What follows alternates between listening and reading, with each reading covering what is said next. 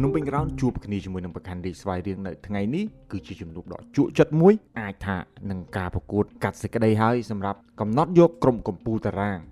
ការប្រកួត5លើកចុងក្រោយរវាងក្រុមទាំងពីរពលគឺចាប់តាំងពីលោកប៉េបម៉ូញ៉ូសចូលដឹកនាំប្រកាន់រាជស្វាយរៀងមកលោកអូលេក Starensky ហាក់ដូចជាពិបាកក្នុងការយកឈ្នះប្រកាន់រាជស្វាយរៀងដោយឈ្នះតែមួយលើកប៉ុណ្ណោះកាលពីជើងទី1នៅរដូវកាលនេះជាមួយលទ្ធផល4-3ហើយការប្រកួតជើងទី2គឺប្រកាន់រាជស្វាយរៀងបានយកឈ្នះវិញជាមួយលទ្ធផល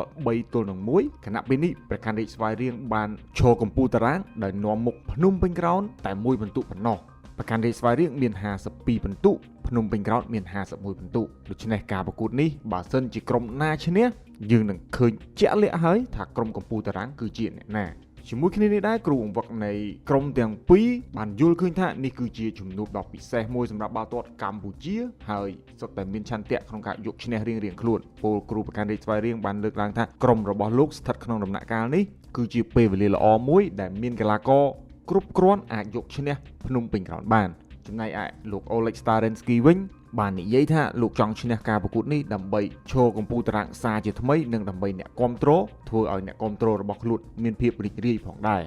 អ្វីៗគឺស្ថិតនៅលើការប្រកួតនៅរាត្រីនេះដែលចាប់ផ្ដើមវេលាម៉ោង 6 ល្ងាចនៅកីឡដ្ឋាន Smart RSN របស់ភ្នំពេញក្រោន